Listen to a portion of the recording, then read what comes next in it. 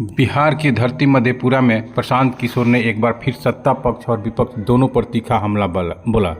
उन्होंने उत्तर प्रदेश के मुख्यमंत्री योगी आदित्यनाथ को निशाने पर लेते हुए कहा कि योगी जी को बिहार के लोगों के दर्द की कोई समझ नहीं है। बिहार के लाखों युवा रोजगार के लिए पलायन कर रहे हैं, गांव खाली हो रहा है, लेकिन योगी आदित्यनाथ को इससे कोई फर्क नहीं पड़ता।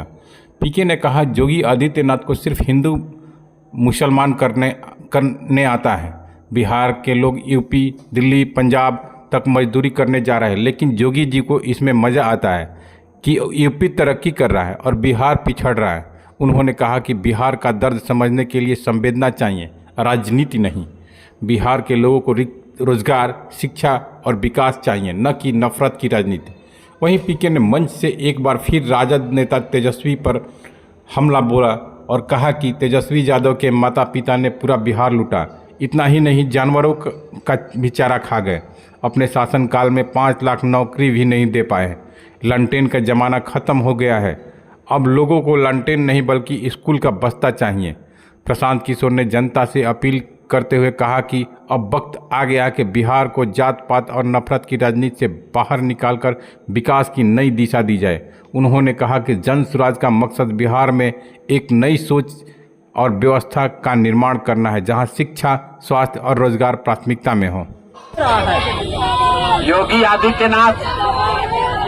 आदित्यनाथ ने अगर ऐसा कहा है कि बिहार में पलायन मुद्दा नहीं है, तो योगी आदित्यनाथ न बिहार आए हैं, न बिहार के लोगों का दर्द उनको समझ में आ रहा है। बिहार के हर गांव से, बिहार का कोई ऐसा गांव नहीं है जहां से 100, 50, 200 लड़के अपना घर परिवार छोड़कर सालों भर पूरे देश में जाकर मजदूरी नहीं कर रहे हैं। तो योगी आदित्यनाथ अगर कह रहे हैं कि बिहार से पलायन नहीं हो रहा है, तो बिहार का एक आदमी भी उससे सहमत नहीं होगा। योगी आदित्यनाथ खाली हिंदू मुसलमान उनको करना है। यूपी में तरक्की हो रहा है और बिहार हम लोग पीछे जा रहे हैं, तो ये लोग मजा ले रहा है।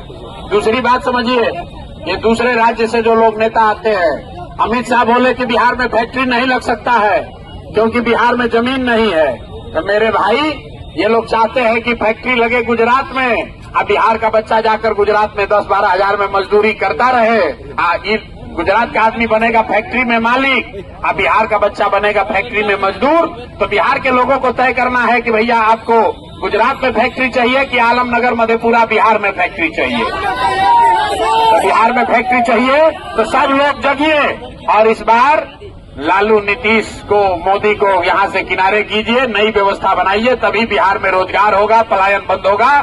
जन स्वराज ने 100 वादा नहीं किया है, लेकिन एक वादा पक्का किया है कि जन स्वराज का व्यवस्था बना, पलायन बंद, यहां से कोई आदमी बाहर 10-12 हजार के लिए मजदूरी करने नहीं जाएगा।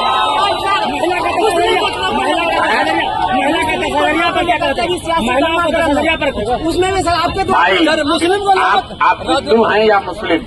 अगर बिहार में रहते हैं तो क्या मुसलमानों के बच्चे बाहर मजदूरी करने नहीं जा रहे हैं? मुसलमान लोग को सुनिए, मुसलमानों को जब राशन कार्ड बना उनसे 2-2.5 हजार घूस नहीं लिया। तो जो जितना मुस्लिम पीड़ित है उतना हिंदू पीड़ित है। हम लोग हिंदू मुसलमान करके बांटिए मत। बिहार में जो गरीब है वो सब आदमी परेशान है और वो परेशानी का जड़ है लालू, नीतीश। इनको हटाइए, नई व्यवस्था बनाइए, बदलाव जरूरी है। अगर रोटी को भी नहीं पलटिएगा तो रोटी भी जल जाएगा। यहाँ 25 वर्ष से एक नेता बैठा हुआ है, तो हटाना है कि नहीं हटाना है? लोगों से पूछिए। सबको बदलाव चाहिए कि नहीं चाहिए? भाई, बदलाव चाहिए ना?